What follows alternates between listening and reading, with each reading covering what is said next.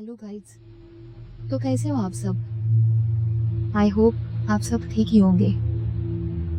तो हम आज सुनेंगे पुणे के हॉन्टेड होलकर ब्रिज की कहानी। तब तक तक आवाज सुनकर वह उठ गई। निशा कब से सो रही थी।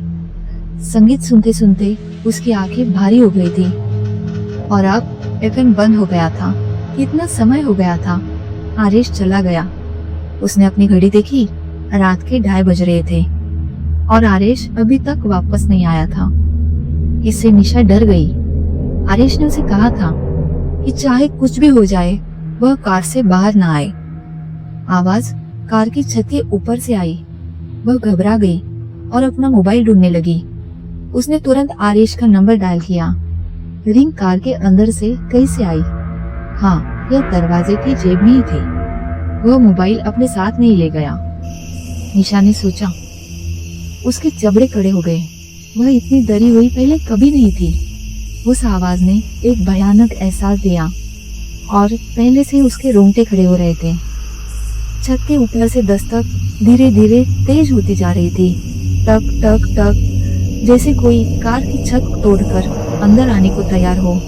निशा ने अपने दाहिने हथेली को अपने मुंह पर कसकर दबा लिया ताकि उसके मुंह से कोई आवाज न निकले और सभी को पता न चले कि वह अंदर है। बाहर रात धुंध से भरी थी। वह आरिश के बारे में चिंतित थी। छत के ऊपर से कौन दस्तक दे सकता है। उसने धीरे से अपने हाथों को दरवाजे के हैंडल की ओर बढ़ाया और फिर रुक गई।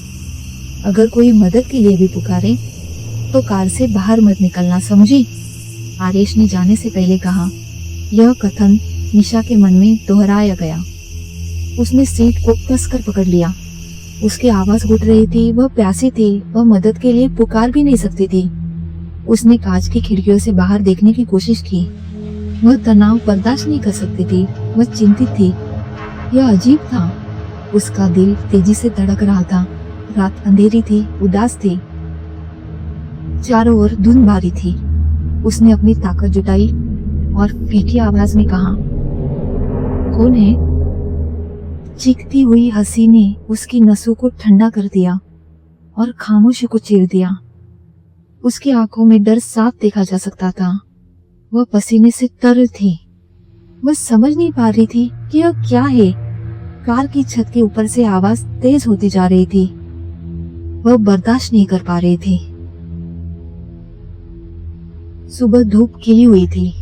पुणे शहर के बीचों बीच जोशी विला में हंसी खुशी का माहौल था। उनकी विला में एक नवविवाहित जोड़ा सिद्धेश दिनकर जोशी के सबसे बड़े बेटे आरिश दिनकर जोशी की शादी उनकी लॉन्ग टर्म गर्लफ्रेंड निशा से 7 दिन पहले ही हुई थी। वे सामान पैक करने में व्यस्त थे। अगले 2 दिनों में मालदीव की अपनी यात्रा के लिए और अपने हनीमून के लिए वह रवाना होने से पहले उन्हें यह एक कदम उठाना पड़ा। उन्हें अपने कुल देवता का आशीर्वाद प्राप्त करने के लिए नासिक के सुंदर नारायण मंदिर की यात्रा करनी पड़ती है। उन्हें उस दिन सुबह 8:30 बजे निकलना था क्योंकि यात्रा में लगभग 9 घंटे लग गए थे। दुर्भाग्य से उनकी माँ यशोदा जोशी सीढ़ियों से फिसल गई। हालांकि उन्हें ज्यादा चोट नहीं लगी, लेकिन उन्हें कमर में चोट और दर्द हुआ। डॉक्टर ने उन्हें फोन करके एक्सरे करवाने के लिए सलाह दी। निशा व्यस्त हो गई। वह अपनी सास की सेवा में व्यस्त थी और मंदिर जाने की योजना रद्द करना चाहती थी। हालांकि दिन शुभ था और हनीमून पर जाने से पहले उनके पास ज्यादा समय नहीं था। इसलिए यह निर्णय लिया गया कि उन्हें मंदिर के लिए निकलना चाहिए। वे लगभग 11:30 बजे निकले। नासिक जल्दी पहुंचने के लिए आरिश ने होलकर ब्रिज से यात्रा करने का फैसला किया। हाँ, मुला मुथा नदी के ऊपर बना कुख्यात पुल, जो दोपहर के समय भी डरावना और बेजान लगता है। ऐसा कहा जाता है कि देर रात पुल पार करने वाले लोग अलौकिक गतिविधियों को देखते हैं और हाल ही में पुल में एक अज्ञात सिर रहित शव मिला था और पुलिस को इस बात का कोई सुराग नहीं था कि यह कैसे हुआ। सिर कहीं नहीं मिला। पोस्टमार्टम से पता चला कि यह साफ सुथरा था। किसी ने धारदार हथियार से सिर काट दिया था। इसके ठीक बगल में होलकर ब्रिज कब्रिस्तान है और दिन के उजाले में भी आपको अपने शरीर पर रोंगटे खड़े होते हुए दिखेंगे। वातावरण में नमी आपको नकारात्मक एहसास कराते हैं और आप कौवों की काव काव से भी कांप सकते हैं। आरिश ने पुल पार करने और NH-60 के माध्यम से नासिक की ओर मुड़ने में ज्यादा समय नहीं लगा और 4.5 घंटे के भीतर वे सुंदर नारायण मंदिर के खूबसूरत वास्तुशिल्प स्मारक में थे। मंदिर में पहले से ही भीड़ थी क्योंकि यह बसंत विषु का समय था और इस समय यहाँ और आसपास के शहरों और कस्बों से लोग साल के इस समय मंदिर में आते थे। आरिश के परिवार में यह मान्यता है कि नवविवाहित जोड़ा सुखी वैवाहिक जीवन की ओर बढ़ने से पहले स्वामी नारायण मंदिर में आशीर्वाद अवश्य लेना चाहिए। कतार पहले से ही भरी हुई थी और उन्हें देवता के दर्शन पाने में लगभग 4 घंटे लग गए। इसके बाद आरिश अपने परिवार की जानी पहचानी निशा के साथ महायाजक के पास आशीर्वाद लेने के लिए गए। अंधेरा होने लगा था, इसलिए पुजारी ने उन्हें उस रात वापस न लौटने की बजाय वहीं रुकने के लिए कहा। हालांकि उन्हें अपनी बीमार माँ के लिए वापस लौटना था, इसलिए वे पुणे के लिए रवाना हो गए। बीच रास्ते में वे एक रेस्टोरेंट में कुछ खाना लेने के लिए रुके। जब वे नासिक उपनगर से निकले तो लगभग रात के 9 बज रहे थे। आरिश और निशा पहले भी इतनी लंबी यात्राएं कर चुके थे, लेकिन आज उन्हें बहुत थकान लग रही थी। दोनों ने अपना खाना खाया। इस इलाके में मार्च का महीना खिड़की खिसकाते हुए निशा को अपने कॉलेज के दिन, अपनी पहली मुलाकात, अपने प्यार और फिर शादी की यादें याद आ गई। जब आरिश ने सॉफ्टवेयर इंजीनियर के तौर पर नौकरी शुरू की, वह अपनी गर्लफ्रेंड के लिए मुश्किल से ही समय निकाल पाता था और निशा भी सरकारी स्कूल में टीचर थी, लेकिन एक दूसरे के लिए उनका प्यार कभी कम नहीं हुआ। जब उन्होंने शादी करने का फैसला किया तो उन्हें किसी भी तरह की बाध्यता का सामना नहीं करना पड़ा। उनके माता पिता दोनों ने तुरंत सहमति दे दी। वे दोनों खुश थे और अब वे अपनी हनीमून पर जाएंगे। निशा ने एक दिन में ही उनके लिए अनगिनत यात्राएं बुन ली थी और वे एक ऐसे देश में होंगे जहाँ वे एक दूसरे के साथ बहुत समय बिता सकेंगे। वे दोनों उत्साहित थे, अपनी यादों को संजोते और उनके बारे में बात करते करते उन्हें पता ही नहीं चला कि कब वह सो गई और आरिश ने उसे जगाया ही नहीं। रात के लगभग 1 बज रहे थे। एक तेज धारा की आवाज ने अचानक निशा को जगा दिया। वह अपने सपनों से दूर चली गई। उसने नींद भरी आंखों से एक तरफ देखा। आरिश कार के गियर बॉक्स और स्टार्ट बटन के साथ छेड़छाड़ कर रहा था। कार रुक गई थी। पेट्रोल टैंक आधा खत्म दिखा और उनके पास घर पहुंचने के लिए पर्याप्त ईंधन था। उसने निशा को कार में रहने को कहा, जबकि वह इंजन की जांच करने के लिए बाहर गया था। निशा ने अपनी खिड़कियां खोल रखी थी और वह आरिश से बोली, क्या हुआ? क्या इंजन खराब हो गया आरिश? उसकी आवाज में तनाव स्पष्ट था। आरिश को पता नहीं था कि क्या हो रहा है। उसने उसके सवाल पर एक छोटा सा सिर हिलाया। ऐसा लगता है। वह वापस आया और कार स्टार्ट करी। कार स्टार्ट हो गई। बहुत बढ़िया। मुझे उम्मीद है हम 30 मिनट में वापस पहुंच जाएंगे। निशा, खुश हो जाओ। मुझे पता है यह तुम्हारे लिए कठिन दिन था। अभी हम कहाँ हैं? निशा ने पूछा। हम होलकर ब्रिज पार करने वाले हैं, आरिश ने कहा। एकाएक निशा सीधी बैठ गई। वे होलकर ब्रिज कब्रिस्तान के पास से गुजर रहे थे। उसने कुछ नहीं कहा। शायद मन ही मन वह कुछ पढ़ रही थी, शायद प्रार्थना। वह भयावह पुल के बारे में अच्छी तरह से जानती थी। उसने समय देखा था, आधी रात हो चुकी थी। जब वे पुल पर प्रवेश करने वाले थे, कार फिर रुक गई। आरिश गुस्से में कुछ अपशब्द कहते हुए फिर से इंजन चेक करने गया। नहीं, फिर कोई खराबी नहीं थी। फिर कार को किसने रोका था? वह वापस आया और कार को फिर से स्टार्ट किया। कार फिर से चलने लगी। हैरानी की बात यह थी कि क्या हो रहा था। क्या यह थकावट थी जो उसे कार तोड़ने के लिए प्रेरित कर रही थी या कुछ और था? उन्होंने फिर से शुरुआत की। इस बार निशा बहुत तनाव में थी। उसने अपनी प्रार्थनाएं शुरू कर दी। उसे आसपास के माहौल के बारे में थोड़ा अशुभ महसूस हुआ। उसे लगा कि कुछ जघन्य हो रहा है। जब सब कुछ ठीक लग रहा था और उनके पास पर्याप्त ईंधन था, तो कार इतनी बार क्यों रुक रही थी? खैर, पुल पार करने में लगभग 7 से 8 मिनट लगते हैं। पुल पार करने के ठीक पहले कार फिर से रुक गई, तीसरी बार। यह संयोग था या कुछ और? आरेश के मन में अजीब सी भावना आई। निशा पहले से ही डर से कांप रही थी। उसने आरेश की तरफ देखा। उसने कहा, निशा, मुझे लगता है मुझे एक मैकेनिक बुलाना चाहिए। मंदिर जाते समय पास में एक सर्विस सेंटर देखा था। देखता हो क्या मैं उन्हें ला सकता हूँ? तब तक अगर कोई मदद के लिए बुलाए तो भी कार से बाहर मत निकलो, समझी? क्या तुम उन्हें बुला नहीं सकते? निशा ने पूछा। मेरे पास उनका नंबर नहीं है, आरेश ने उत्तर दिया। निशा ने अचानक आरेश को गले लगा लिया और बोली, क्या मैं तुम्हारे साथ नहीं चल सकती? आरेश ने कहा, तुम मेरे साथ कहाँ घूमोगे?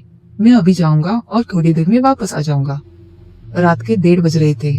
आरेश ने निशा से कार को अंदर से लॉक करने के सुरक्षित रहने को कहा। तनाव में अपने चरम पर था। इसी तनाव के चलते उसने एफएम पर संगीत बजाने का फैसला किया। संगीत बजने लगा। संगीत वाकई जादुई काम करता है। निशा जिस तनाव से गुजर रही थी वह किसी तरह दूर हो गया।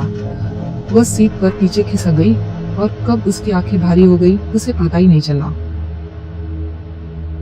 दूर कहीं से घोषणा हो रही थी, जो भी गाड़ी के अंदर है कृपया बाहर आ जाए। घोषणा स्पष्ट नहीं थी पर निशा सुन सकती थी।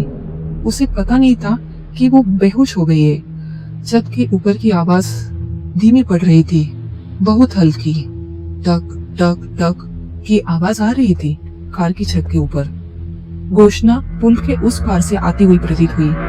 यह तेज होती गई और निशा इसे सुन सकती थी। जो कोई कार के अंदर है कृपया बाहर। एक लाल कोहरा प्रकाश घने कोहरों को भेद के निशा तक पहुंच रहा था, जिसने जगह को एक कमल की तरह ढक लिया था। यह पुलिस गश्त कर रही है, कृपया कोई है तो बाहर आ जाए। जैसे किसी ने उसके शरीर में जान डाल दी हो। वह आगे चौड़ी करके सीधे बैठ गई। दिल में उम्मीद की किरण जगी। पुलिस, पेट्रोल, अब उसकी जान बच जाएगी।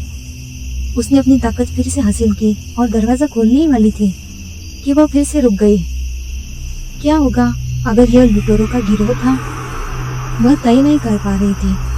आरेश ने उसे कार से बाहर निकलने के लिए नहीं कहा था, लेकिन छत के ऊपर से जो आवाज आ रही थी वो क्या थी? उसे समझ नहीं आ रहा था कि किस पर भरोसा किया जाए, उसकी इंद्रियों पर या आरेश के शब्दों पर। उसके हाथ में घड़ी में 3:30 बजे थे। वह किसी भी अलौकिक गतिविधि पर विश्वास नहीं कर पा रही थी जब तक कि आज उनके साथ जो घटना हुई वह न हो। आरेश कहाँ था?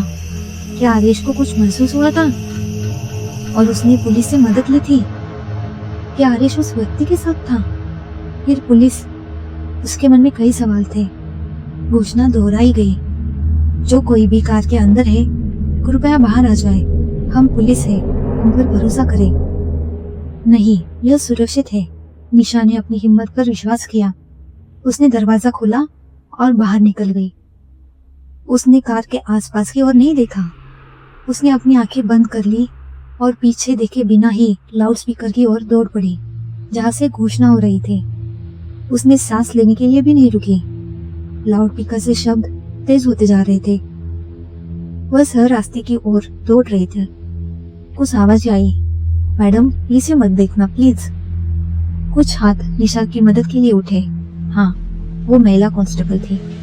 पेट्रोलियम जीप ठीक सामने खड़ी थी। उन्होंने उसे पानी दिया। निशा ने एक घूंट में ही पानी पी लिया और कांपते हुए कहानी सुनाने ही वाली थी। तभी पुलिस वालों में से एक ने उसे आवाज लगाई। अधिकारियों ने कहा, कृपया आप हमारे साथ आइए और पीछे मत देखिए, हम आपकी बात सुनेंगे। पुलिस ने उसे पीछे देखने से क्यों मना किया? यह सवाल निशा के मन में कौन था? वह अब तक की आवाज नहीं सुन सकी और कुछ ही सेकंड में पीछे देखने लगी। ऐसा कहा जाता है कि मानव मन तब तक कुछ करने का इरादा करता है जब उसे ऐसा करने से रोका जाता है। गाड़ी के ठीक ऊपर से कोई चीज या कोई व्यक्ति झुका हुआ बैठा था। उसकी न कोई आंखें थी, न कान, न नाक। कोई अंदाजा भी नहीं लगा सकता था कि वह कहाँ देख रहा है, क्योंकि उसका चेहरा बालों से ढका हुआ था। यह दृश्य देखकर निशा की हड्डियां कांप उठी। केवल एक ही चीज दिख रही थी, वह था उसका हाथ, जो खून में डूबा होने के बजाय खून से सना हुआ था। हाँ, उसके हाथ से खून टपक रहा था और उसने किसी चीज को पकड़ रहा था, न कि गेंद की तरह कार के ऊपर उछल रही थी जिसमें से टक टक की आवाज आ रही थी। वो क्या था? निशा ने ध्यान से देखने की कोशिश की। ऐसा लग रहा था यह किसी का सर है। आरिश,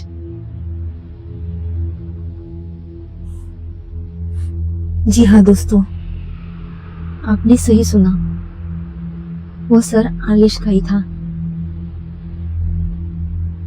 तो फ्रेंड्स, ये थी हॉन्टेड ब्रिज की कहानी, जहाँ पर एक नई नवेली दुल्हन को अपने पति को खोना पड़ा। तो फ्रेंड्स, अगर आपको हमारी स्टोरी अच्छी लगी तो लाइक करें और अपने फैमिली और फ्रेंड्स को शेयर करें, और हाँ, हमारे चैनल को जरूर सब्सक्राइब करें। मिलते हैं एक अगली स्टोरी के साथ। तब तक अपना ख्याल रखना।